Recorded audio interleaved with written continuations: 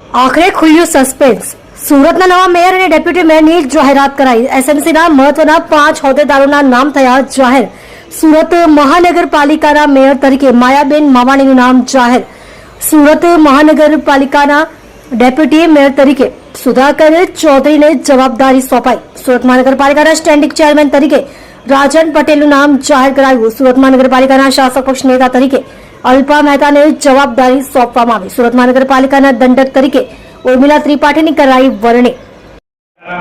પૂર્વ મેયર, પૂર્વ ધારાસભ્ય તેમજ સૌરાષ્ટ્ર યુનિવર્સિટીના પૂર્વ vice chancellor doctor Kanubhai Mavani સાહેબના તારીખ 8/5/2024ના રોજ થયેલ દુઃખદ અવસાન બદલ આજની આ સભા ઊંડા ઘેરા શોકની લાગણી અનુભવે છે.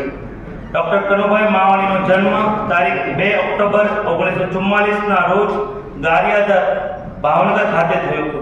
વતનમાં પ્રાથમિક શિક્ષણ પૂર્ણ કર્યા બાદ તેમણે પોતાની ઉચ્ચ શૈક્ષણિક કારકિર્દીની શરૂઆત શ્રી તાપી બ્રહ્મચર્યાશ્રમ સભા સુરત સંચાલિત શ્રી ઓહી નાઝીર આયુર્વેદ કોલેજમાંથી BSMની તબીબી ડિગ્રી સાથે કરી હતી. ત્યારબાદ તેમણે કાયદાના સ્નાતક તરીકે LLB તેમજ પત્રકાર પોસ્ટ ગ્રેજ્યુએશન ડિપ્લોમા શિક્ષણ મેળવ્યું હતું. શરૂઆતના વર્ષોમાં હીરાના કારખાનામાં તેમજ શ્રી સ્વામી આત્માનંદ સરસ્વતી ફાર્મસીના મેનેજર તરીકે નોકરી કરેલ. ત્યારબાદ નોકરી છોડીને વરાછા રોડ ખાતે આયુર્વેદિક ડોક્ટર તરીકેની વ્યવસાયિક સફર શરૂ કરેલ. ત્યારબાદ તેમણે આયુર્વેદ કોલેજ સુરતના પ્રાધ્યાપક તરીકે આચાર્ય તરીકે પણ ફરજ બજાવી.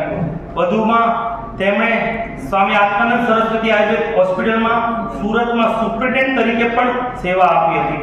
ગુજરાતના આયુર્વેદિક યુનિવર્સિટી દ્વારા તેમના આયુર્વેદ ક્ષેત્રે આપવામાં આવેલા વિશિષ્ટ પ્રદાન બદલ વર્ષ 2012માં તેમને ડોક્ટર ઓફ લિટરેચરની ઉચ્ચ પદવી આપવામાં આવી હતી. તેઓ મૂળભૂત રીતે સૌરાષ્ટ્રના વતની હતા, પણ સુરતને પોતાની કર્મભૂમિ બનાવેલી હતી. ડોક્ટર કનુભાઈ માવાણી સુરત શહેરમાં ભારતીય જનતા પાર્ટીના શિલ્પી પૈકીના એક હતા. તેઓ ભારતીય જનતા પાર્ટીના સ્થાપના પહેલાના શરૂઆત વર્ષમાં RSS સાથે પણ સક્રિય રીતે જોડાયેલા હતા. સંઘના સંસ્કારો અને રાષ્ટ્રવાદી વિચારધારાથી પ્રેરિત થઈ તેમણે પોતાનું જાહેર જીવન અને સામાજિક સેવાનો મજબૂત પાયો નાખ્યો.